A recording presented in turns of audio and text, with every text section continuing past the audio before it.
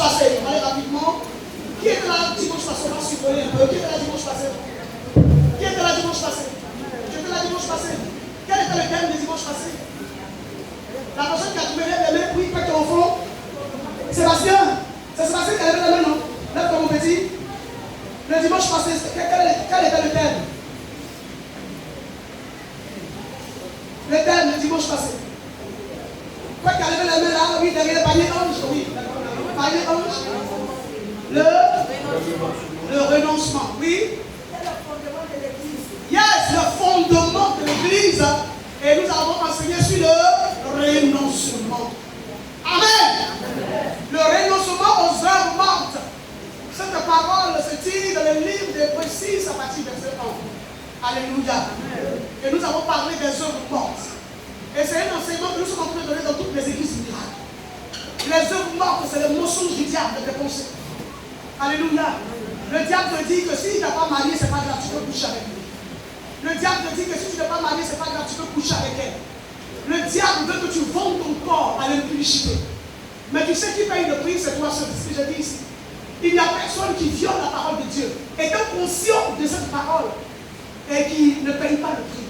Alors, si tu sais que la parole de Dieu, tu le payes à double tranchant, que ce sera pour te couper demain, il est temps que tu fasses ce qu'on appelle la repentance, que tu changes de voie et que tu te mets sur la voie du Seigneur. Parce que cette voie que tu as prise, tu te dis non, que Dieu là, il s'en fout, Dieu là, c'est sa parole, mais c'est ce que le monde dit, Dieu a dit, mais le monde veut qu'on dise que Dieu a dit, mais quand tu viens à l'église, tu veux qu'on dise Dieu a dit, mais Dieu n'a pas dit, mais Dieu a dit, point, alléluia. Amen. Dieu a dit, point, Dieu n'a pas dit, mais le mais, c'est le mais de contentement. Non, nous ne se contentons pas de ce que Dieu a dit, nous appliquer ce que Dieu a dit, alléluia. Ce matin, nous devons renoncer au mensonge de l'ennemi. Le mensonge, les mensonges du diable qui pullulent nos pensées. Qui nous dit que ce que le monde fait, nous aussi on peut faire. Bien aimé, si tu fais comme le monde fait, c'est que tu es un païen, tu es une païenne. Alléluia. Tu n'as jamais connu le Seigneur, même si tu as été baptisé et que tu fais la Sainte Seine. Ce que le monde fait, si tu fais, tu es un païen, tu es une païenne. Alléluia. La différence entre toi et le monde, c'est que tu ne vas pas faire ce que le monde fait. Dans ce moment-là, on pourrait t'appeler chrétien. Tu t'es repenti, tu as pris une bonne voie. Alléluia. Tu as pris la voie du salut. Parce que Christ a versé son sang pour cela. Ceux qui viennent à l'église et qui ont des pensées bizarres, je vais te dire quelque chose, le diable c'est mentir. Tu entends, non? Le diable, il te communique du mensonge. Tout ce qui dit à tes pensées, à ton cœur. Si tu sais lire, prends la parole de Dieu, médite. Si tu ne sais pas lire, demande à quelqu'un de lire la parole de Dieu. Et aujourd'hui, dans les portables, il y a la parole de Dieu en audio. Dans les portables, il y a la parole de Dieu en langue. Alléluia. Donc, l'homme n'est plus excusable. Bien aimé, nous devons renoncer aux augments. Tu dois renoncer au péché. Si quelqu'un t'a dit que le péché est bon et qu'il est chrétien, il faut le regarder, il faut sourire, parce qu'il n'a jamais été chrétien. Alléluia. Même s'il prêche la parole, même s'il fait lever les morts, s'il n'a pas un bon comportement, bien aimé, Dieu ne se répand pas de son appel, lui de ses dons. Tu peux faire tout ça et puis Dieu ne te connaît pas. Tu peux aller à la mort, réveiller les morts. Quelqu'un peut t'appeler, dire que quelqu'un va te réveiller. Le Seigneur, lui, il regarde à ton comportement. Parce que réveiller mort, c'est un don. Maintenant, quel est le comportement qui suit le don que tu as reçu? Si ton comportement réunit la parole de Dieu, même si tu fais un miracle, Dieu ne te connaît pas. C'est pour ça qu'il a dit dans Matthieu 7, au verset 22. Il dit, dans les derniers temps, plusieurs vont dire quoi? Seigneur, Seigneur. Oh, est-ce que je n'ai pas acheté quelqu'un en ton nom? Seigneur, est-ce que je n'ai pas fait ceci en ton nom? Et il te dira quoi? Arrière de moi, ouvrier d'iniquité, car je ne t'ai jamais connu. Alléluia. Il ne faut pas être un ouvrier d'iniquité. Alléluia. Il ne faut pas être celui-là même qui conduit les saints dans le péché. Tu conduis ta vie dans le péché et tu fais que les gens te suivent dans ce péché. Bien aimé, tu sais, ce qui va nous arriver de mauvais, quand ça va venir, Satan nous inspire à faire ce qui est contraire à la parole de Dieu. Tu vois ce que je dis là? Satan nous inspire, comme il a inspiré Ève à manger la pomme. Il t'inspire à manger l'interdit. Parce que Satan sait que quand tu vas manger l'interdit, un Corinthien dit ça pour la table. Le Seigneur te dira que ce qui a été noté au travail de Paul, c'est pour que tu puisses prendre instruction dessus. Parce que si un Corinthien dit à partir de ce que tu as fait avant, Paul te dit que ce que tu as fait avant, tu peux le faire encore. Tu comprends? Tu peux mourir à cause du péché. Tu peux avoir des maladies terribles à cause du péché. Tu Tu vis avec des situations sévères à cause du péché. Et le péché sort de la désobéissance. Quand quelqu'un a la capacité de venir adorer Dieu et qui prend le malin plaisir de rester chez lui, c'est que le diable l'a vaincu. Quand le diable t'a vaincu, tu ne trouves plus le plaisir de venir dans la présence de Dieu. Parce que le diable t'a fait comme ses pieds. Il t'a fait comme tapis. Renonce au comportement que le diable te communique. Par la parole de Dieu, médite là, elle te dit ce que tu dois faire. Si tu viens à l'église les dimanches, pendant le saut de venir mercredi, venir dans l'enseignement, pour quitter dans le péché. Parce que bien aimé, je t'informe, tu peux avoir tout ce que tu cherches et que tu vas mourir le péché. Dieu peut t'exaucer le même jour. Il y a une fille qui a dit à un enfant. Elle a couru derrière enfant, le même jour elle est partie à coucher les morts. Alléluia. Quelqu'un dit là, oh, je suis fâché, mais pourquoi Seigneur est mort? Mais quand tu peux monter au séparé, tu as dit pourquoi ça. Alléluia. Bien aimé, tu n'as rien du tout, nous sommes du Seigneur. C'est la volonté de Dieu qui se fait dans nos vies. Alors quand on n'apprend pas à obéir à la parole de Dieu, qu'on se livre au péché, attendons nos conséquences. Quand les conséquences vont arriver, ne te plains pas du Seigneur. Parce que quiconque est chrétien et qui réunit ce que Dieu dit dans sa parole, je te l'assure que si dans ta vie tu n'as pas eu de problème, moi j'ai déposé ma vie, tu auras des problèmes. Parce que les problèmes vont t'envoyer à la conversion. Alléluia. J'ai regardé un film, ce film la tire d'une histoire vraie. La jeune fille, c'est un enfant de 4 ans qui lui dit allons à l'église. Enfant de 4 ans, qui dit à papa et maman allons à l'église. Et papa et maman se regardent comme ça. Papa et maman se regardent comme ça. C'est notre enfant qui va nous aller à l'église. Et donc le dimanche qui a suivi, la petite fille a tellement insisté qu'ils sont à l'église. Et au moment où le pasteur prêchait, le pasteur dit par une parole de connaissance, mais qui s'adresse à certaines personnes, nous la femme du monsieur, la mère de la petite fille. Le pasteur lui dit, Dieu t'appelle. Le pasteur dit au peuple, Dieu t'appelle. Il dit, le Dieu t'appelle que j'ai dit là, tu es assise là, tu es assise là, ça va sonner dans ton esprit. Dieu t'appelle. Oh, elle était assise à l'église, elle était sur son portable. Comme il y en a qui viennent ici qui sont sur leur portable. Tu sais, quand tu mets foutaise sur Dieu, foutaise de Dieu, c'est comme foutaise de caterpillar, ça dépasse. Ça peut ramasser de sa peine, et puis ça peut jeter dans les ordures. Et voilà que cette fille, cette femme, qui était à l'église, qui prend son portable, pendant que l'homme de Dieu prêchait, elle est sur son portable. Il y a des gens qui font rire, et puis ça fait pitié pour cette personne. Elle est sur son portable. Comment tu peux te dire que tu es venu à l'église, même si tu t'en fous de Jésus, mais tu as trouvé des saints, tu as trouvé une assemblée. Comment tu peux prendre ton portable et bien fou à la jeune fille? Donc vous savez ce qu'il a dit? Oh Seigneur, Dieu, notre Dieu,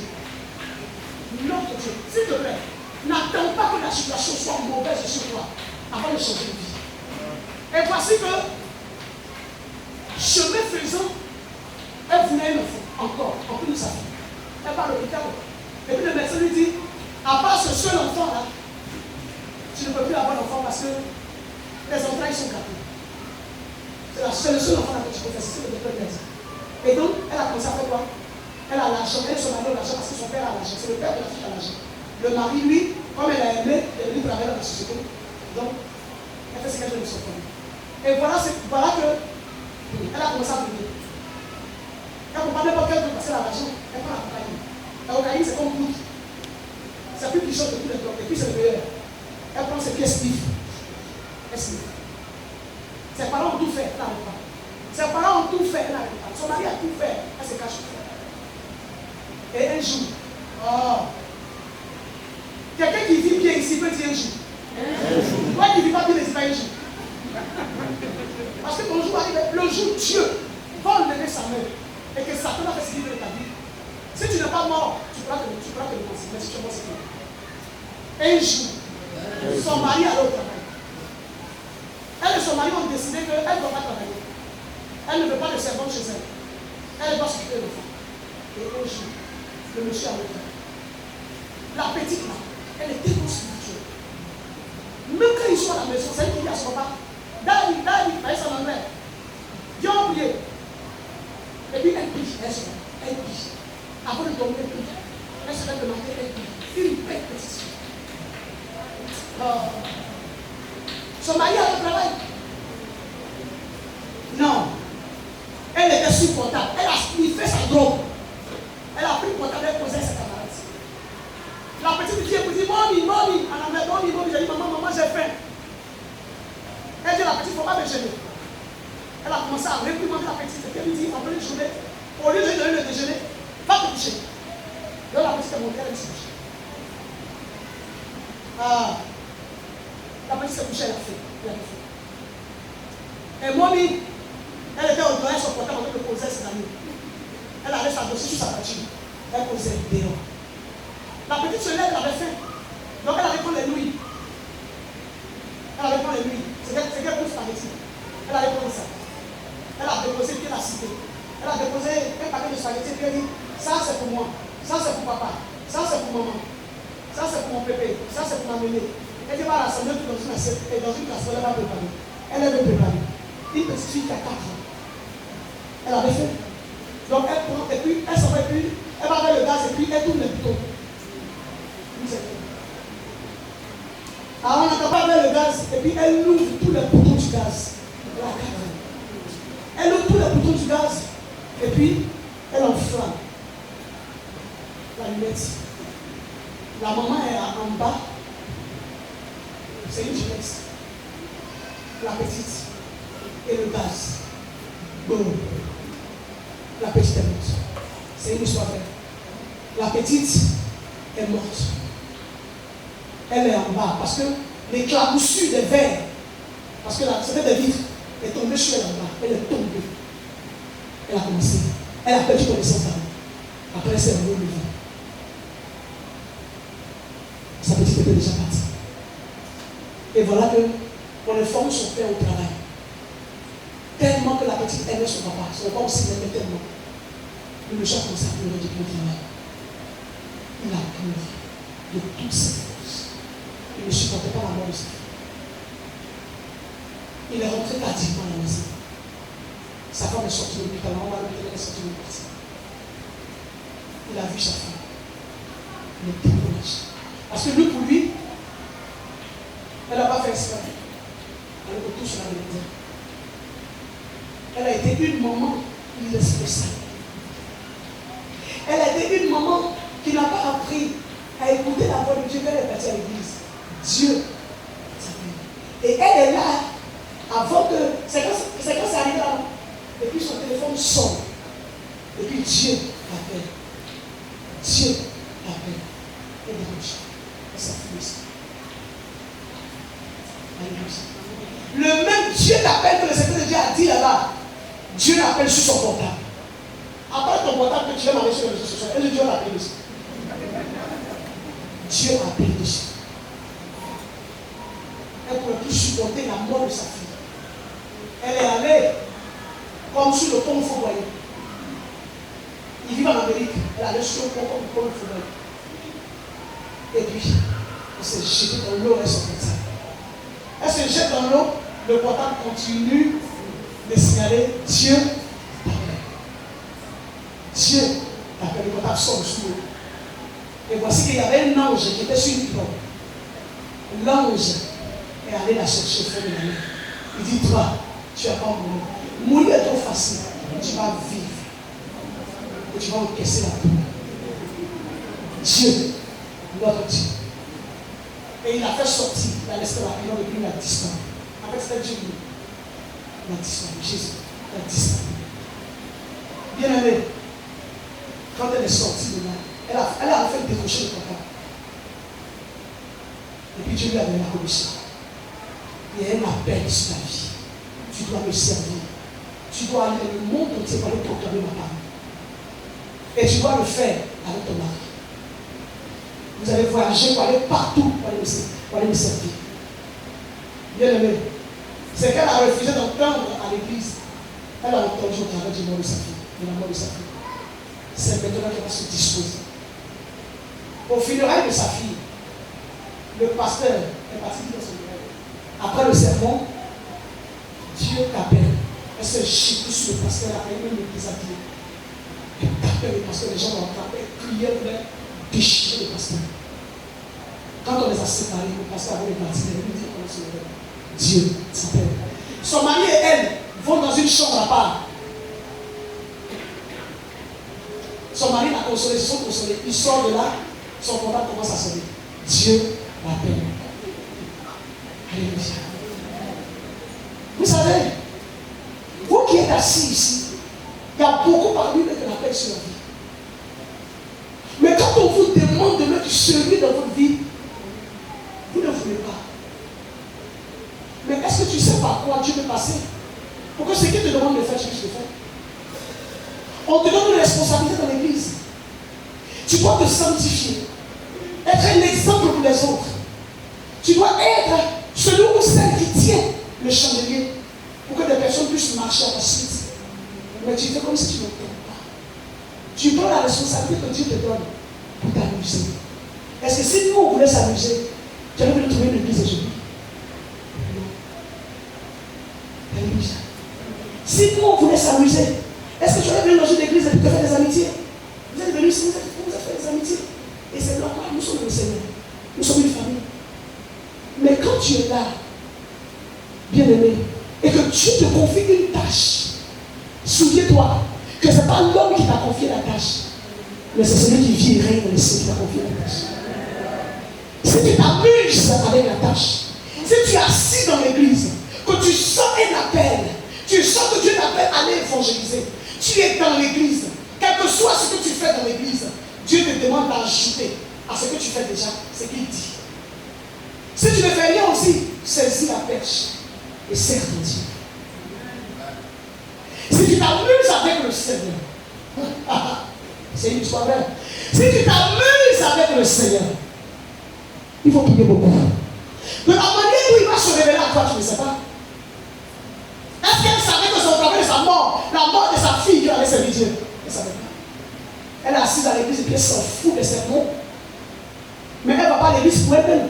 C'est leur enfant de 4 ans qui les envoie à l'église. Elle ne se marie. C'est elle qui insiste pour l'église.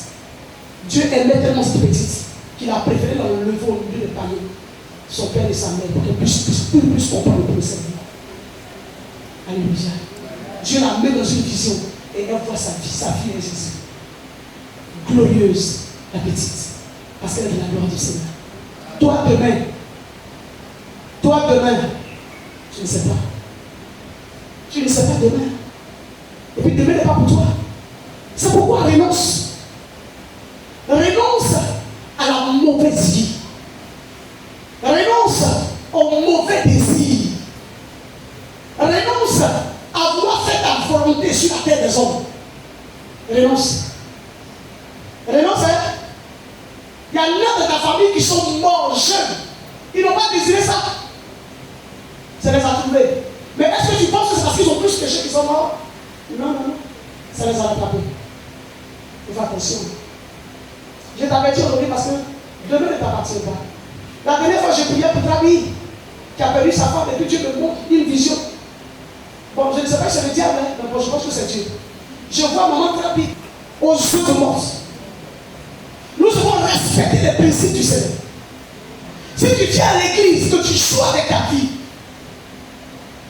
les choses vont te supporter. Tu sais, Dieu n'est pas comme l'homme. Il prend son temps. Il donne le temps à l'homme qui écoute sa parole, de se repentir et de venir véritablement à lui. Mais si tu ne le fais pas, bien aimé, les gars vont te dire, faut bien te soigner. Que Dieu bénisse sa parole.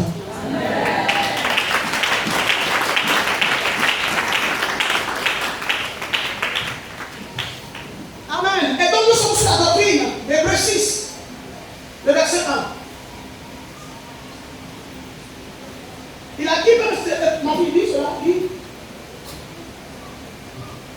Ça c'est une servante de Dieu qui est là. Hébreux 6, verset 1. Hébreux 6, 1. C'est pourquoi, laissons les éléments de la parole de Christ, tendant à ce qui est parfait, sans poser de nouveau le fondement du renoncement aux œuvres mortes. Et puis, de la foi en Dieu, de la doctrine des baptêmes, de l'imposition des mains, de la résurrection des morts, et du jugement éternel. Voici la doctrine de l'Église, la doctrine de Christ. Alléluia. Révise encore, il y a des gens qui n'ont pas entendu. C'est pourquoi, laissons les éléments de la parole de Christ, tendant à ce qui est parfait, Yes. sans poser de nouveau le fondement du renoncement aux œuvres mortes, Révélation de la parole, oui. de la foi en Dieu, La foi en Dieu. de la doctrine des baptêmes, La doctrine des de baptêmes. l'imposition des mains, L'imposition des de mains. la résurrection des De la morts résurrection des morts. et du jugement Et éternel. du jugement éternel. Parole du Seigneur. Amen. Gloire à Dieu. Bien-aimé, je suis en train de t'enseigner depuis dimanche passé ce qui fait le fondement de l'église. Si tu n'es pas dans ça là, c'est que tu n'es pas chrétien. J'ai commencé à enseigner ça parce que chacun de nous va savoir qui il est dans l'église. Amen. Si tu n'es pas dans cette doctrine là, c'est que tu n'es pas chrétien. On a parlé de renoncement. Le renoncement fait partie des doctrines de l'église, des doctrines de Christ. Et aujourd'hui, on va parler de la foi en Dieu. De quoi? De la foi en Dieu. Ici, quand on parle de la foi en Dieu, nous sommes en train de parler de la confiance en Dieu. Alléluia! Amen. De la confiance en Dieu. On va voir de la Bible, dans l'Ancien Testament, quelqu'un qui a eu tellement confiance en Dieu qu'il a préféré subir des épreuves. Tu vas prendre le livre de Daniel 6. Là, nous parlons de Daniel.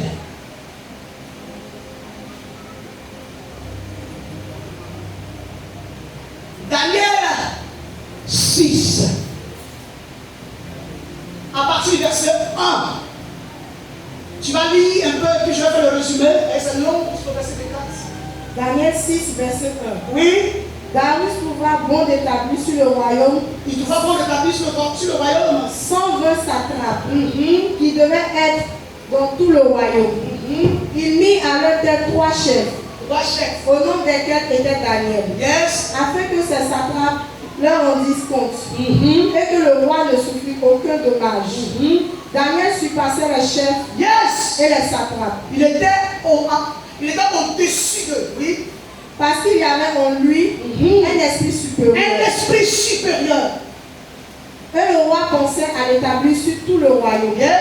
Alors, les chefs et les satrapes cherchèrent une occasion d'accuser Daniel en ce qui concernait les affaires du royaume. Mais ils ne purent trouver aucune occasion, ni aucune chose à répondre, parce qu'il était fidèle et qu'on n'apercevait chez lui ni faute, ni rien de mauvais. Amen. Vous avez entendu non? Ni faute, ni rien de mauvais. Quand tu es chrétien, rien de mauvais ne va venir habiter en toi. S'il y a quelque chose de mauvais en toi, il faut fouiller ta vie. Tu n'as jamais été chrétien. Vas-y. Et ces hommes dirent, nous ne trouvons aucune occasion contre ce Daniel, à moins que nous en trouvions une dans la loi de son Dieu. Amen. Daniel était tellement élevé au-dessus d'eux. Ils étaient 3 administrateurs. Et Daniel était élevé parmi les 3. Pourquoi? Parce que le Saint-Esprit est en lui. C'est ce qu'on appelle l'esprit supérieur. Et ils avaient l'esprit de leur Dieu en eux. Daniel, lui, il avait l'esprit du Dieu saint, le Dieu du ciel en lui. Amen. Et donc, tellement que Daniel était bon, tellement que Daniel respectait les principes du Seigneur, le roi a regardé son comportement. Le roi Darius n'était pas juif, c'était un Perse. Alléluia. Donc Daniel et ses amis et tout le royaume d'Israël, en tout cas la plupart d'eux ont été déportés. Alléluia, à Babylone, que les Perses et les Médès gouvernaient. Donc Darius était le roi des Perses et des Médès. Alléluia. Et donc Daniel était là-bas. Et Daniel était là-bas avec ses amis. Amen. Maintenant, on parle de Daniel lui seul. Daniel, il était tellement intelligent. Il était tellement fidèle dans ce qu'il faisait. Parce qu'auparavant, il avait sauvé le roi dans beaucoup de choses. Alléluia. Le roi Nebuchadnezzar, d'abord, le roi Belshazzar, et ensuite le roi Darius. Amen. Gloire à Dieu. Et voilà qu'il était à son service, à cause de son esprit qui était supérieur, le roi pensait même à l'établir sur tout le royaume. Alléluia. Mais les satrapes et les magiciens, c'était des personnes qui étaient autour du roi. C'est comme ça qu'ils adoraient les dieux. Avec des satrapes et des magiciens autour de lui, des marabouts, des magiciens, des féticheurs, et donc autour des rois. Amen. Mais Daniel les surpassait tous. Et donc le roi aimait beaucoup Daniel. Donc ces personnes qui étaient autour du roi, qui n'adoraient pas le Dieu de Daniel, vont préparer un coup contre Daniel. Ils vont aller dire au roi, oh roi, viens éternellement. Ils vont le blaguer d'abord avec allégeance. Et ensuite, ils vont lui dire, nous on veut, parce qu'ils savent que Daniel n'adore pas le Dieu, nous on veut que tu signes un édit. Et que cet édit-là passe dans tous les royaumes que tu pourrais, pour dire que personne ne doit adorer d'autre Dieu que le Dieu des Perses et des Médès. Et donc, le roi va donner son accord. Ils vont partager ces édits-là dans toutes les provinces. Et il va se trouver que Daniel était dans une province qui lui gouvernait. Et donc, quand Daniel a appris cela, Daniel s'est dit en lui-même que ce qui est en train de se faire là, lui, il sait que c'est un coup monté. Mais, il y a quelque chose que Daniel avait en lui. Il avait foi en Dieu. Pardon, dis-moi amen. Daniel avait quoi? Foi en son Dieu. La doctrine de baptême dit, la doctrine de l'église dit pas, dans 6 ans, quoi? La foi, elle a lu ça tout à l'heure, Hébreux 6. La foi en. Donc, Daniel avait pas foi en son Dieu. Et donc, tout le monde adorait ce Dieu-là, mais lui, Daniel, il a refusé d'adorer le Dieu des Perses et des Médès. Alléluia. Alléluia. Alléluia. Il a refusé d'adorer le Dieu de ce monde-là. Et donc, qu'est-ce qu'il a fait? Il a ouvert sa fenêtre. Et sa fenêtre était dirigée vers Jérusalem. Amen. Il a ouvert sa fenêtre. Et 3 fois par jour, Daniel priait à haute voix. Et donc les gens l'entendaient. Et ces mêmes personnes avec qui Daniel travaillait, mais qui ne l'aimait pas Daniel, qui était jaloux de Daniel, vont le dire au roi que roi, malgré les dits que tu as signés, Daniel continue d'adorer lui son Dieu. Parce qu'ils avaient dit au roi que la personne qui va réfugier là, prends-le et puis jette-le de la force de Dieu. Et donc, ils vont prendre Daniel avec l'accord du roi. Le roi était peiné. Mais quand le roi donne une parole, il doit la respecter. Puisqu'il a dit, ils lui ont dit que la personne qui ne va pas adorer notre Dieu, il doit être jeté de la force. Le roi a accepté. Et donc, ils ont pris Daniel. Le roi était peiné parce qu'il savait qui était Daniel. Et donc, il a accepté qu'on jette Daniel de la force au lion. Quand Daniel allait être pris et jeté de la force au lion, Daniel n'a pas dit non, je ne vais pas, je renonce au Dieu que j'adore. Mais il a eu confiance en son Dieu. Il a eu foi en son Dieu. Il savait qu'il y avait une épreuve terrible qui se préparait. Bien-aimé, quelles que soient les épreuves que nous traversons, sachons qu'il y a des gens de la Bible qui ont traversé des épreuves plus grandes que ce que nous subissons. C'est pourquoi cela a été noté pour que nous puissions nous méditer et comprendre et savoir qui est le Dieu que nous adorons. Daniel savait qui était le Dieu que lui, Daniel, il a adoré. Il a fait quoi? Il a eu foi en son Dieu. Il a eu confiance en son Dieu. Que même s'il est jeté de la force au lion, son Dieu avait la capacité de fermer la bouche de ces lions. Et ces lions ne vont pas le toucher. En tant que chrétiens, souvent, nous disons que nous sommes chrétiens, hein? Ça encore, ça a vérifié. Mais nous portons le nom chrétien. Et devant certaines situations, nous ne venons plus à l'église. Devant certaines situations, nous ne faisons plus ce que nous faisons avant pour le Seigneur. Devant telle situation, nous nous refroidissons. Et puis nous pensons que cela touche le trône de Dieu. Ça ne touche pas le trône de Dieu. Tu sais pourquoi? Parce que Dieu sait que tu n'es pas encore chrétien. Ça ne le touche pas. Parce qu'il y a des chrétiens qui traversent des épreuves plus que ce que tu traverses, mais ils n'ont jamais régné le Seigneur. Alléluia. Il y a des chrétiens qui ont traversé des épreuves, comme Daniel ici, qui n'ont jamais régné le Seigneur. Ces 3 amis sont rentrés dans le four, chauffés 7 fois plus. Ils n'ont pas régné le Seigneur. Devant des épreuves, ils n'ont jamais régné le Seigneur. Nous sommes à une période de la vie de l'église où on ne doit plus aller annoncer l'évangile à quelqu'un dehors pour dire On doit annoncer ça dans l'église. Parce qu'il y a des gens qui viennent ici qui ne savent pas que Jésus les aime. Il y a des gens qui viennent ici qui s'en foutent de l'œuvre de la croix. C'est des personnes qui n'ont pas, ils s'en foutent en fait. Ils ne cherchent pas à avoir une communion avec le Seigneur. Ils ne cherchent pas à avoir une relation devant le Seigneur. Ils se disent que les problèmes qu'ils ont dans leur famille, mais les problèmes qu'eux ils ont dans leur vie, ces problèmes-là, il y a quelqu'un qui n'a pas ça. Leurs problèmes-là dépassent tout le monde, dans le monde entier. C'est eux seuls qui ont problème. Alors, ils renient la foi. Ils renient la foi par leur comportement, par leurs œuvres. Ils crucifient encore Jésus par leur attitude et leur manière de vivre. Mais je vais te dire quelque chose. Ça fait honte pour toi. Parce que tu ne fais pas attention, tu vas mal finir. En fait, quand quelqu'un va mal finir, ça se voit de la manière dont il marche. Alléluia. Quand quelqu'un va mal finir, on regarde comment sa manière de marcher. Et puis on sait que celui-là, il va mal finir.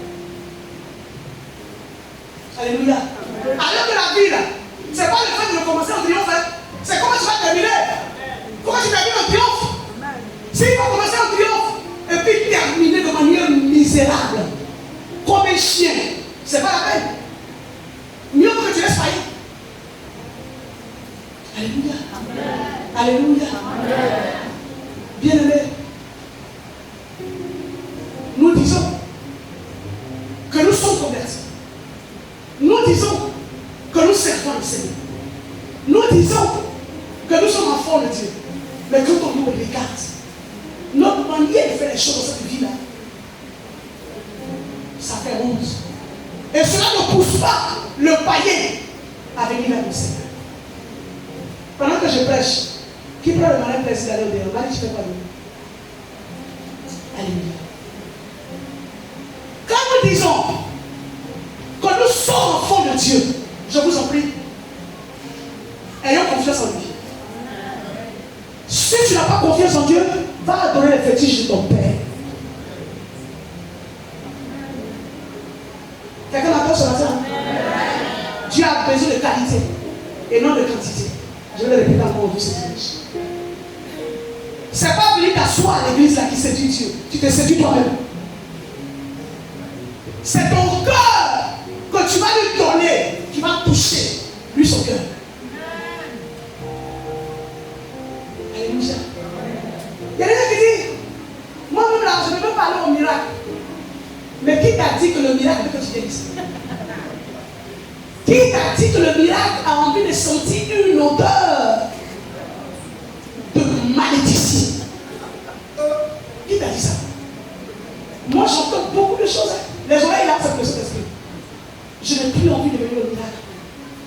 Va t'échouer. Va sur le pont, jette-toi en bas.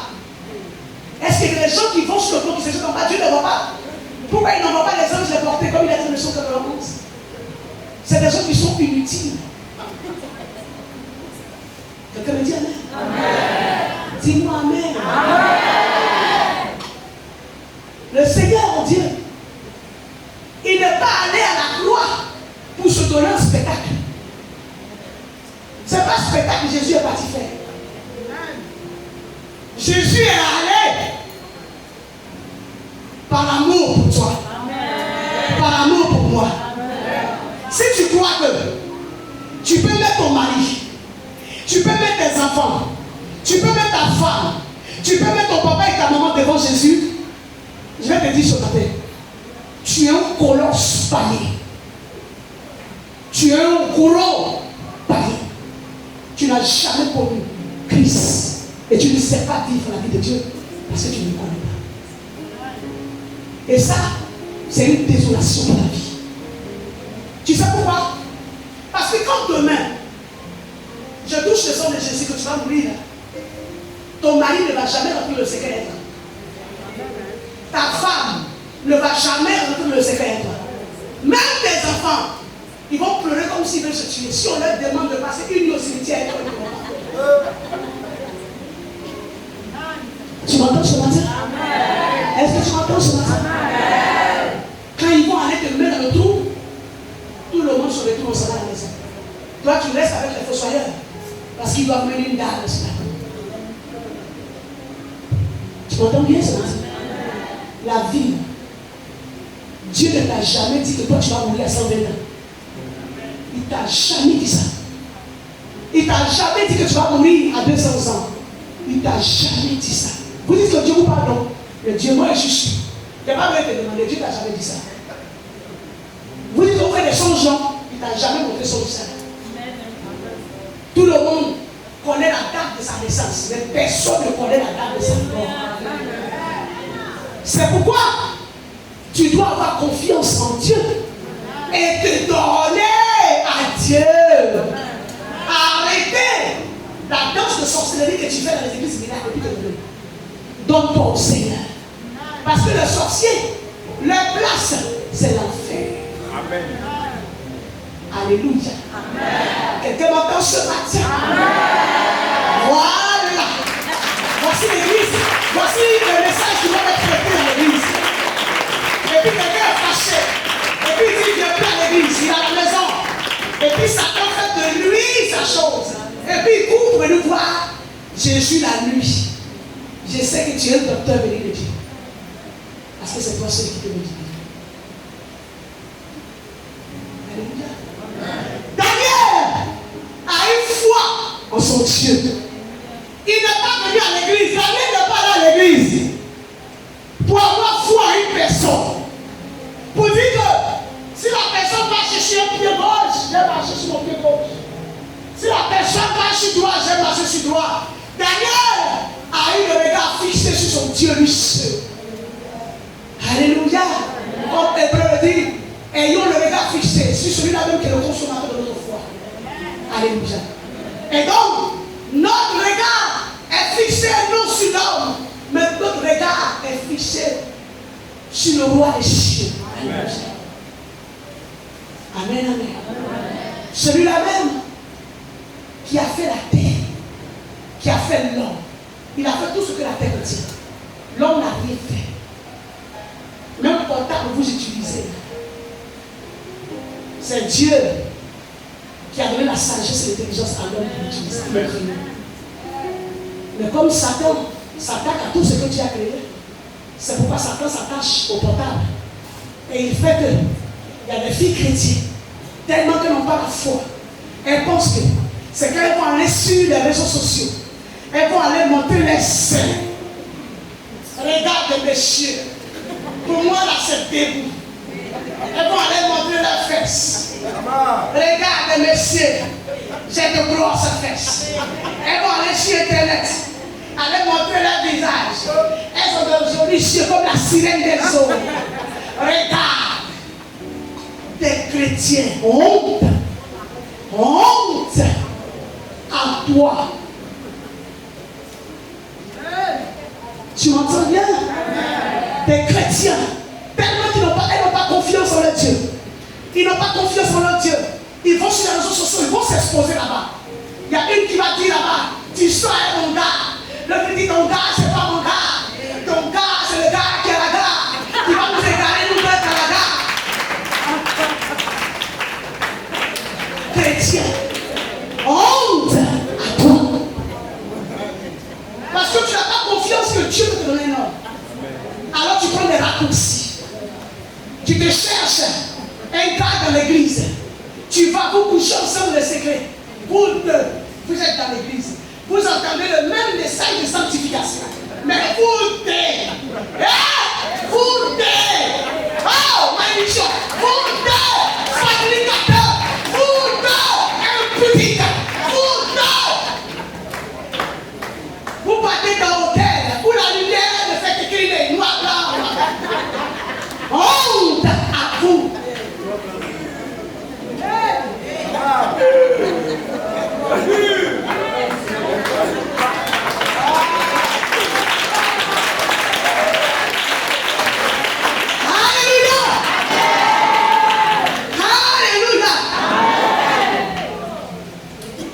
Mon mari me trompe, moi aussi j'avais trompé.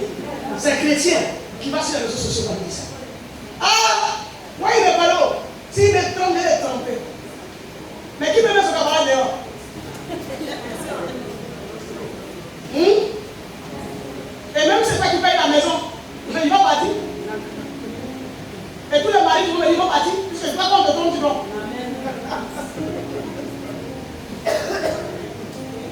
chrétiens. Tellement que nous n'avons pas foi en Dieu, on n'a pas confiance en Dieu, on vient à l'église et puis l'incrédulité, le doute. Vous savez, le doute et l'incrédulité peut arriver. Hein? Ça peut arriver dans la vie des chrétiens. Mais il faut savoir que quand tu te répands, sache que tes prières que tu vas monter vers Dieu, si ces prières-là viennent de lui, cela sera un succès. Si c'est sa volonté qui est ceci. Donc tu n'as pas besoin de prendre des raccourcis. Il y a des filles tellement qu'elles veulent se marier. Elles ont entendu que quand on est chrétien, on ne va pas se marier à un musulman. Mais elles ont pris les musulmans parce qu'elles se sont de mariage. Elles sont pris les musulmans. Elles ont fait le chemin. Parce que tu n'as pas confiance en Dieu. Tu ne penses pas que Dieu peut te donner un homme ou bien une femme. Ça fait honte. Mais Daniel savait qu'il y avait des problèmes sur lui. Hein? Il prie son Dieu. Ce Dieu-là ne va pas être évoqué dans le royaume de Mèdes et des Perses. Il ne veut pas ça. Mais eux-mêmes savaient qui était le Dieu de Daniel. Daniel, c'est pas lui, il savait. Daniel n'a pas craint. Il a eu confiance en Dieu dans ses épreuves. Dans les épreuves, il y a des gens qui jettent foulard. Ça fait honte. Il n'a pas eu peur. Il est allé jusque de la force. Où étaient les lions les plus voraces? On l'a jeté là-bas. Il a accepté. Mais il savait qui était son Dieu. Il savait en qui il avait cru. Il savait que son Dieu, même si les lions le dévoraient, son Dieu pouvait le reprendre, le réfabriquer, lui donner encore le nom Daniel et le faire vivre encore. Il savait qui était son Dieu. Il a mis sa confiance en son Dieu, il a eu foi en son Dieu. Devant les épreuves, on ne panique pas. On fait le tour au Seigneur. Quand tout va mal, enfant de Dieu, on fait recours au Seigneur. Quand on est converti, moi je ne parle pas des païens qui viennent s'asseoir ici. Je ne parle pas d'eux. Je parle de ceux qui sont convertis. Esprit qu'on a esprit. Quand on vit des situations qu'on ne comprend pas, quand notre vie est mélangée, on fait recours à notre Dieu.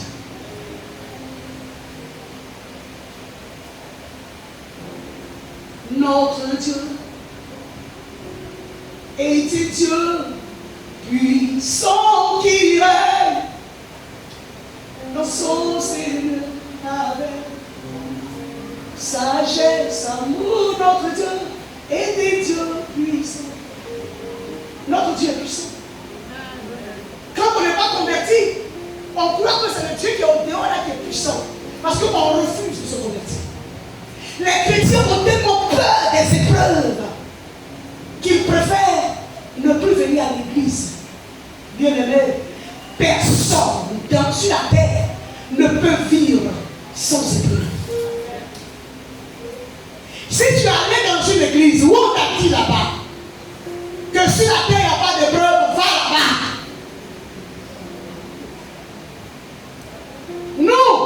Nous adorons le Dieu de la Bible. Et dans la Bible, nos pères de la foi ont connu des épreuves. Mais ils sont restés confiants.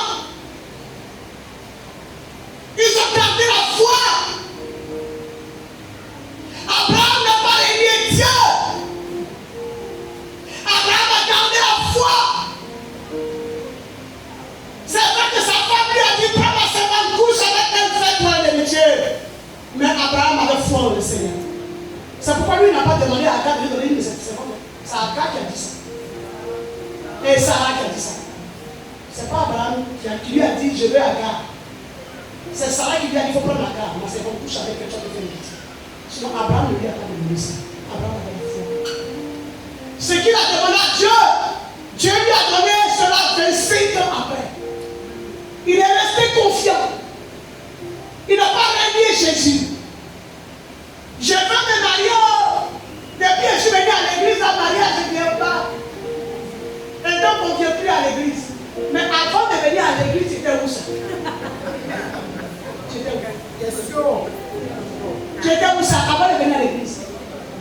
le bon moment. Hein? Tu étais où? Tu n'étais pas dans le monde là-bas? Mais pourquoi là-bas tu n'es pas bien là? Moi j'ai pris pour moi là, dans le monde, je vais assis ici pour c'est là. Pourquoi toi tu n'as pas pris pour toi là-bas? Dans le monde il n'y avait pas de garçon. Si on se marie facilement, comme tu es venu, tu dis que non, ça tarde trop. C'est nous les pasteurs, on te regarde. Sinon toi tu es déjà prêt, ta bague est prête, la salle de noces est prête, tout est prêt. C'est nous on te regarde. Mais si on gagne ça facilement, pourquoi tu es venu ici, tu n'as pas pris ça bien pour venir? Parce que c'est ce qui tue les femmes dans l'église. Les femmes qui ne sont pas mariées, elles deviennent après l'église. Les jeunes filles, les femmes, depuis là, j'ai prié pour rien. C'est même pas bon frère. C'est des prêtres qui hypocrites.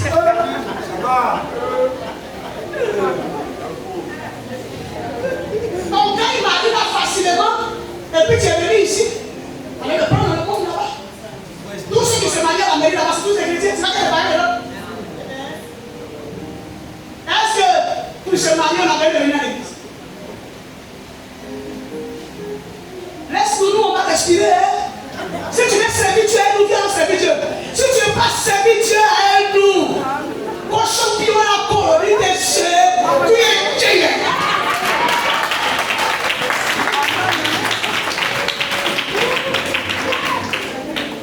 Si Jésus est championnat, c'est pourquoi Paul nous demande de nous mettre au pas de course et de regarder la manière dont nous courons. Nous devons avoir foi en Dieu. Parce que le mariage ne garantit pas le ciel. Alors que ta destinée doit être le ciel. C'est là-bas que tu vas finir. Tu finis, on dit tu es fini ici. Tu n'es pas fini. Hein? Si tu as accepté Jésus là, ta vie continue à aller chez Dieu. Toi qui es resté dans l'église, qui est resté païen, tu iras en enfer. Il te dit dès maintenant. Il ne faut pas que quand tu seras en train de mourir, tu as dit on t'a pas dit. Voilà. Dès que tu sens que ton souffle s'en va, tu t'en vas en fait. Parce que comme tu sais que tu es venu à l'église pendant 50 ans, mais tu n'as jamais accepté la parole du Seigneur. Alors que Jésus, c'est la parole. Tu n'as jamais accepté Jésus, tu n'as jamais accepté sa parole, tu n'as jamais accepté la parole. Tu es un païen parmi nous. Le peuple de Dieu qui quittait en Égypte, il y avait un peuple qui était dans les Juifs, les ramassis. Tu es un ramassis dans les églises miracles. Et donc, tu n'es pas descendant d'Abraham. Donc, tu ne peux pas jouir des bénédictions qui descendent d'Abraham. Dieu, c'est un Dieu d'alliance.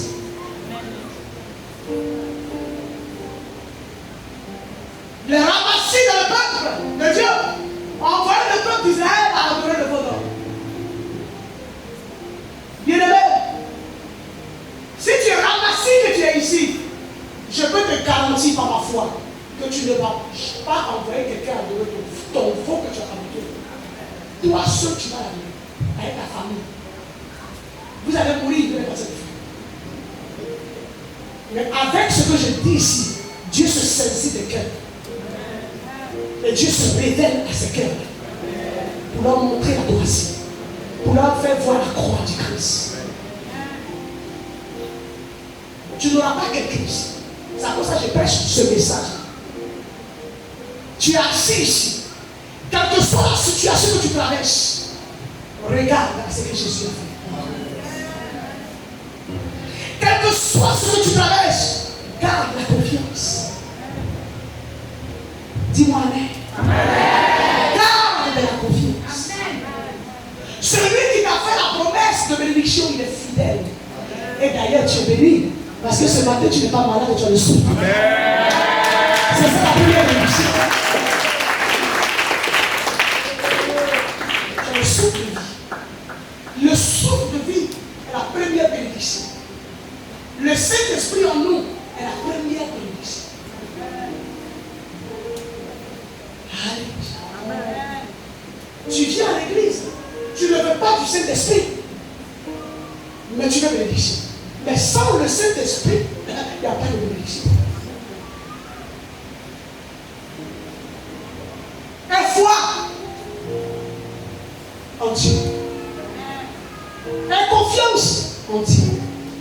Quand je suis en train de parler de la foi et de la confiance, parlant de Daniel, de la force, Daniel n'a pas été touché par les lions. Pourquoi?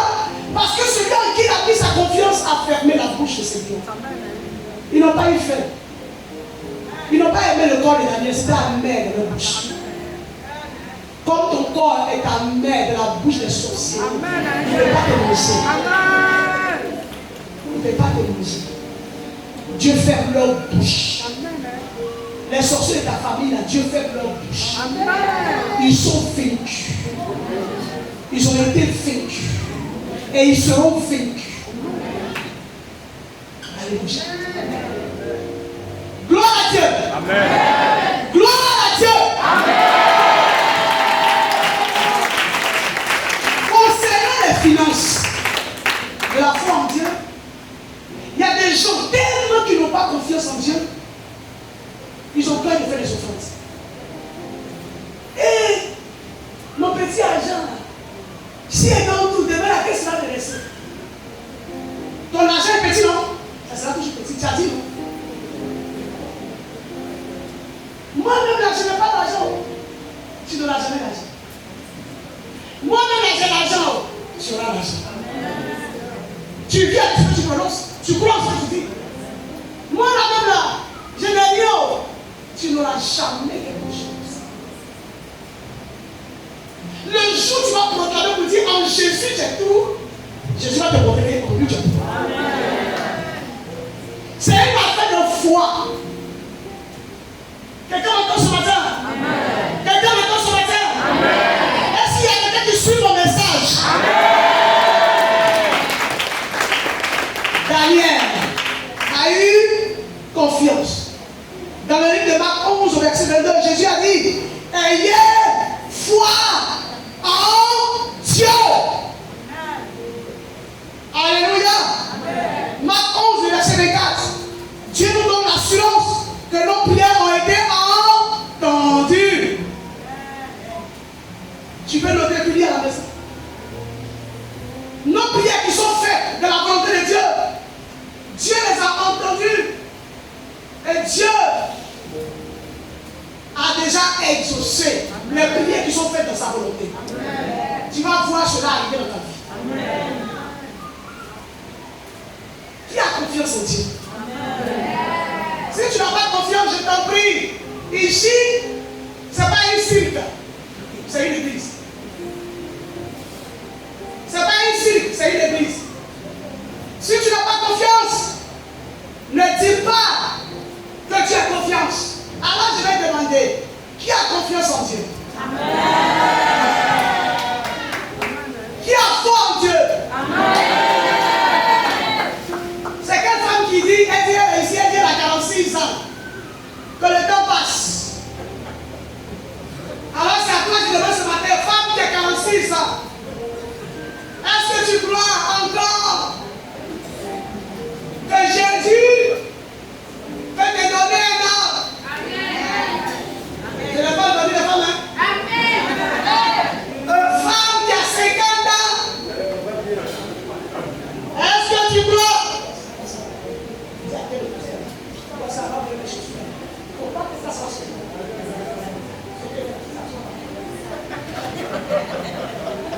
Femme qui a 50 ans, qui croit? Est-ce que cette femme croit que Jésus peut lui donner un an? Amen.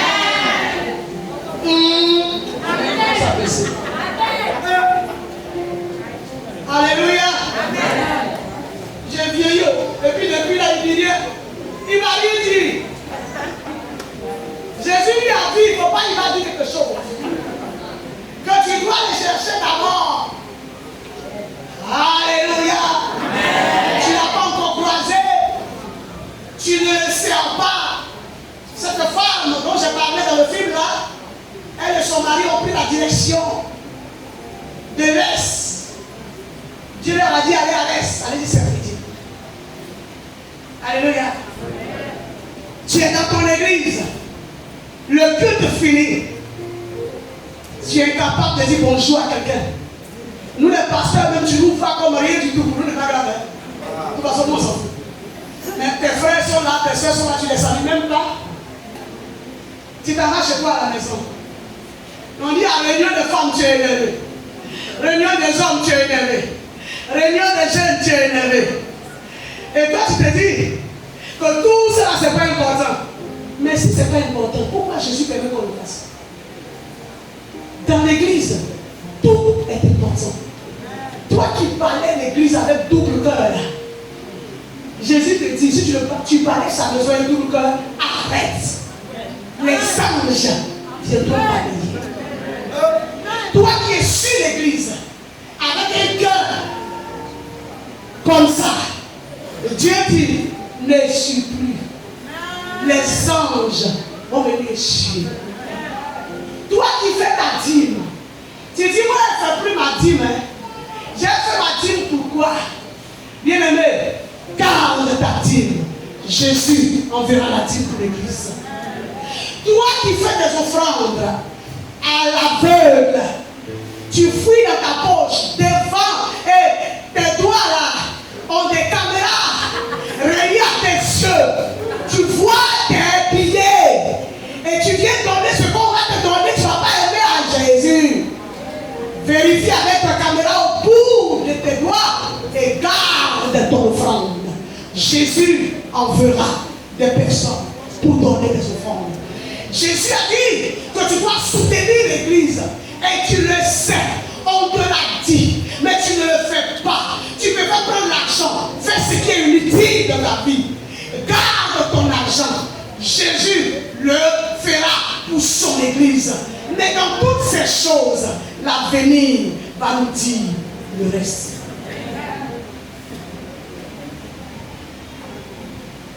Quelqu'un me dit amen. Quelqu'un me dit amen. Il dit ayez foi en Dieu. Quand le Seigneur veut bénir quelqu'un financièrement, parce que nous sommes déjà bénis, il y a plusieurs sortes de bénédictions. Moi je suis déjà béni. Quand je serai béni quelqu'un financièrement, bien aimé, il y a quelque chose que je suis fait. Est-ce que quelqu'un a remarqué? La personne qui a remarqué, je lui donne le micro. Quand Jésus veut bénir quelqu'un financièrement, il y a quelque chose que Jésus fait. Qui va prendre le micro? Viens prendre le micro, Yeda. Donnez le micro à Yeda. Il va nous dire qu'est-ce que Jésus fait. Il peut laisser là-bas pour pouvoir venir ici. Micro. Donne-lui mon micro. Tiens pour moi, donne-lui Yeda. Il faut me dire ce que tu sais. Quand Jésus veut bénir quelqu'un financièrement, qu'est-ce qu'il fait? Selon mon expérience, Dieu te donne, Dieu te donne un peu. Là, donne un peu là. Il y a des situations qui viennent que tu dois surmonter. Et lorsque tu le fais, il te donne plus encore. Alors le peu que tu lui donnes, là tu as un peu, mais tu lui donnes ce que tu as. Lui encore il t'augmente encore cela. Alléluia, c'est ce qu'il a dit. Amen. Vous avez entendu? Vous savez les semences que nous donnons au Seigneur, le Seigneur nous dit, aie foi en moi. Il n'a pas dit de mettre ta foi sur ça. Il dit, quand tu viens semer là, quand tu vois ça, mais ça lui tu donnes. Donc tu sèmes par quoi? Par là. Par là. Là, nous sommes en train de parler de semences. Je vais t'entendre. Hein? Par là. Nous sémons par là. Bien aimé, l'agriculteur qui va aller récolter. Pendant que les personnes vont au champ, lui il est à la maison. Est-ce que demain il pourra récolter? Quelqu'un qui attend la pluie, un agriculteur qui attend la pluie, est-ce qu'il doit dormir pour attendre la pluie? Il doit faire quoi? Ceux qui ont vécu au village, quelqu'un c'est là. Il doit faire quoi? Ceux qui ont vécu au village, qu'est-ce qu'il doit faire? Bon, avant de semer, il attend la pluie d'abord. Oui, ma fille Anne. Avant même la parcelle, Il doit nettoyer la parcelle, oui. Même labourer, même faire des buts. Oui. Donc il doit préparer la terre à recevoir la pluie. Et après la pluie, il va faire quoi? Il va les semer. Alléluia. Alléluia. Vous voyez le processus là? C'est comme le donner. C'est comme le donner à Dieu. Quand le cultivateur sera préparer la terre, est-ce que Dieu lui a dit qu'il va pleuvoir? Alléluia. Mais le cultivateur a fait quoi? Il a appris à faire quoi? Il a appris à faire quoi? À vivre par les saisons. Alléluia. Il y a des moments où Dieu nous demande de s'aimer. Et il y a des moments où Dieu nous demande de moissonner ce que nous avons sémé. Mais la semence se fait par la foi. Quelqu'un m'entend? La semence ne se fait pas comme si c'est quelque chose qu'on est venu à l'église. Comme si c'est fétiche qu'on vient adorer. Ça devient un rituel. C'est le moment des offrandes. Donc on chante et puis on se lève.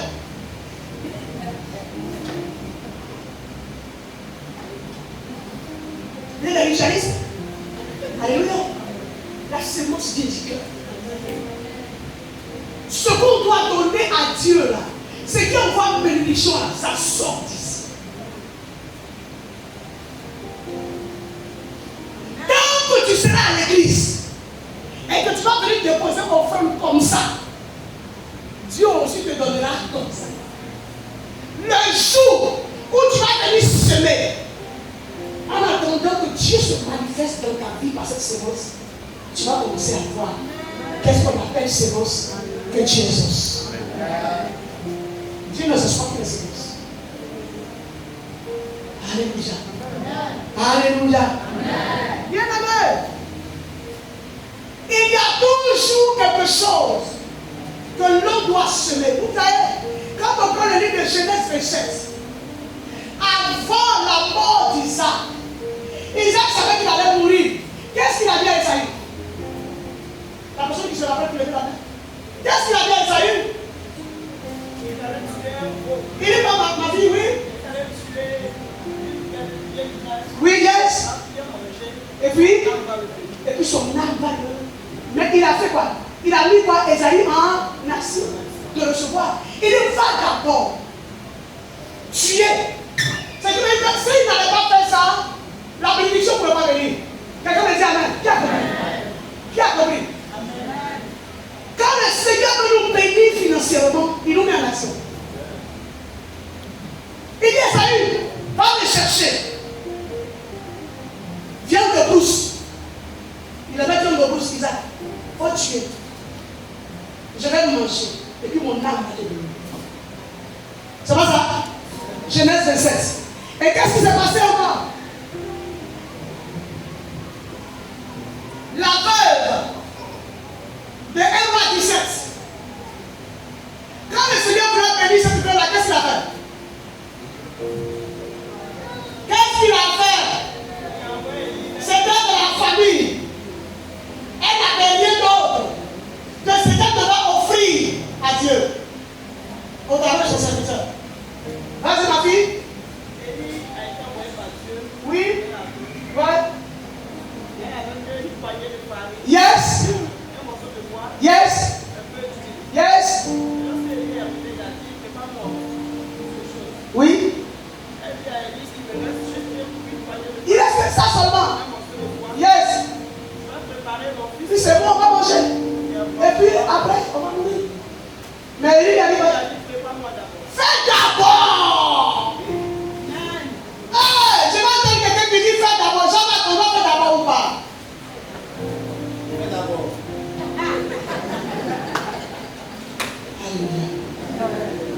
On fait pour Dieu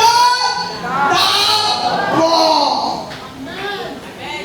Esaü dit à son fils, va me chercher quelque chose à manger d'abord.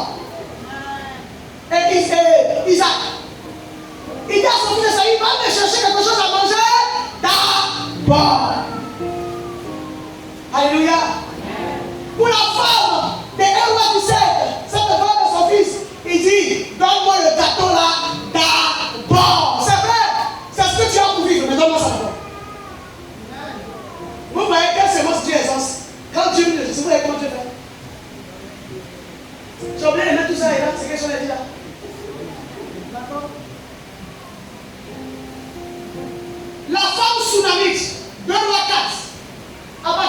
vite. Ses entrailles étaient fermées par la stérilité. Alléluia. Dis-moi amen. Amen. Ses entrailles étaient quoi? Ses entrailles étaient quoi? Fermées. Par quoi? Par quoi? Ses entrailles étaient fermées par quoi? Je suis en plein message, on ne va pas causer. Le commando, la dame qui est en bleu, elle va s'asseoir pour écouter le message. Pendant que je prêche, je ne veux pas voir quelqu'un debout. Vous respectez vos parents à la maison, vous ne respectez pas Jésus. Je vous mets dehors. Alléluia. La femme soudamite, ses entrailles étaient quoi? Fermées par la stérilité. Elle se dit en elle-même, je vois cet homme qui passe ici, toujours ici. Mon mari, faisons une chambre autre pour lui. Elle ne savait pas qu'elle était en train de provoquer la grâce. Dieu est en train de la mettre en action. Parce que ce qu'elle attendait depuis qu'elle a oublié, elle a dit, mon serviteur, moi je ne pensais plus à ça. C'est dans ça que c'est vu. Quand elle a fait la maison, l'homme de Dieu dormait là-bas. En temps, il a dit, oh, cette femme-là, Géasi, qu'est-ce qu'on peut faire pour elle? Devant toute cette largesse. Géasi dit, depuis on vient, on n'a jamais entendu un enfant pleurer ici. Il appelle la femme, et puis il déclare la parole. Mais qu'est-ce qui a fait que la parole a été déclarée? Si la femme n'avait pas reçu en elle-même de poser l'action, est-ce qu'elle va avoir l'enfant? Quand le Seigneur veut nous donner les désirs de nos cœurs, il nous met en action. Parce que c'est ce que tu vas faire qui va décoder la situation. Quelqu'un me dit Amen. Amen. Quelqu'un me dit Amen. Amen. Quand nous venons à l'église, nous s'aimons, nous venons donner les offrandes comme si, oh non, Jésus-Christ. Il y a des gens qui ne peuvent pas contempler la richesse. Parce qu'ils ne savent pas comment la richesse obtient. La richesse obtient par le fruit de beaucoup de sacrifices. Du don de soi, de l'intégrité, de la fidélité dans ce que nous faisons pour le Seigneur. Quand nous mettons Dieu au devant de tout ce que nous faisons, nous allons contempler la manne financière. Vous savez, pour contempler la manne financière, quand tu es l'enfant de Dieu, il n'y a pas d'effort à faire que d'obéir à ce que tu te demandes et de travailler, d'enlever la paresse dans ta vie, d'enlever la paresse et l'esprit de mendicité dans ta vie et de te mettre en action avec les 10 doigts, les 2 pieds que Dieu t'a donné pour que tu puisses contempler ce qu'on appelle la manne financière. Dieu n'aime pas d'autres plus que d'autres. Ça dépend de ce que nous posons comme action. Il y a des gens qui sont chrétiens, mais qui sont tellement paresseux. Ils ont le fruit de la paresse, qui est souvent un héritage de famille. Libère-toi de ça ce matin. Libère-toi de ça ce matin. Que le Saint-Esprit brise les chaînes de la paresse et qu'il te fasse travailler. Le travail que nous faisons, Père, Dieu a promis de bénir le fruit de nos mains. Donc Dieu nous met en action. Dieu nous donne de faire quelque chose pour bénir le fruit de nos mains. Alléluia. Qui me dit Amen ce matin?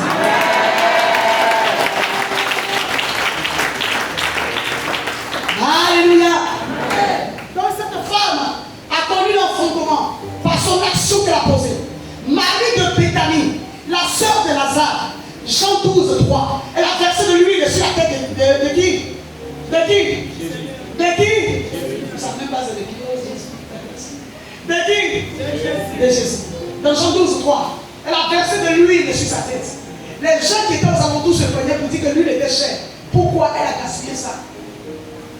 Pourquoi elle a plus d'argent là? Pourquoi elle ne peut pas donner cet argent là à des personnes qui étaient pauvres? Mais est-ce que vous savez que son action a compté après? Dieu n'oublie pas les actions que nous posons.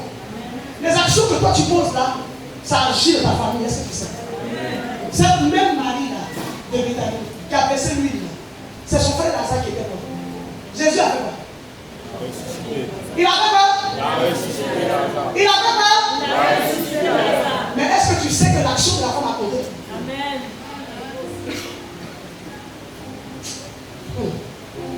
Alléluia. Alléluia. Tu peux sauver ta famille par une offrande sans te reposer.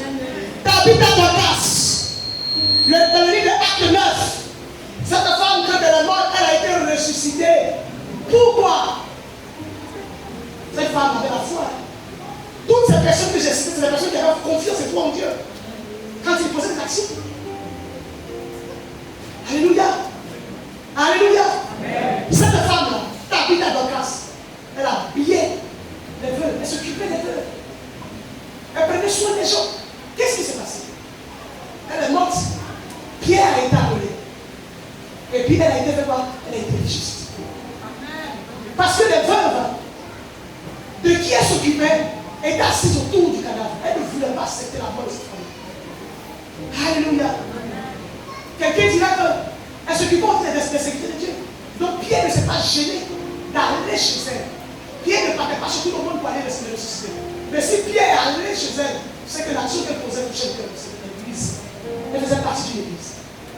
Alléluia. Et cette femme, elle a été fait quoi? Ressuscitée à cause de ses actions. Alors on va terminer par Corneille. Acte 10. Qu'est-ce que Corneille faisait? Qu'est-ce que Corneille faisait? Acte 10. Oui, serviteur. Corneille servait le Seigneur avec ses biens. Corneille a été le premier païen dans la Bible à être converti. Il a eu la visite des anges. Alléluia. L'ange est venu lui dire ce que Dieu voulait qu'il fasse. Et il l'a fait. Toute sa famille. Sous le regard de Dieu qui a envoyé Pierre là-bas, toute sa famille a été convertie. Ils ont été baptisés par Dieu. Alléluia. À cause de ses œuvres, à cause de ce qu'il faisait, Dieu l'a visité. Alléluia. Donc pour conclure ce message, je dirais que un homme sur la terre n'a pas la capacité de plier Dieu à lui ses exigences. Dieu, il est souverain. Personne ne l'oblige à rien. Tu m'entends bien? Tu m'entends bien? Ce que nous devons faire, c'est d'avoir confiance en lui. Alléluia. C'est d'avoir confiance en lui dans tout ce que nous traversons sur la terre. Alléluia. Nous devons nous donner, avoir confiance, avoir foi en lui devant les épreuves, devant toute situation. Parce qu'il répond à nos prières. Alléluia. Alléluia. Il est le Dieu qui répond à nos prières. Il est le Dieu qui nous bénit, qui bénit nos familles. Il ne fait pas pour nous seulement. Il le fait pour nos enfants. Il le fait pour nos familles. Alléluia. Ce Dieu-là te demande d'avoir confiance en lui. Il te demande de mettre du sérieux dans ta vie. Il te demande de ne pas braver l'interdit. Alléluia. Mais d'avoir confiance en lui. Que son nom soit glorifié. Pour nous qui avons foi en lui, pour nous qui avons placé toute notre confiance en lui, que son nom soit glorifié. Moi je glorifie toujours le Seigneur.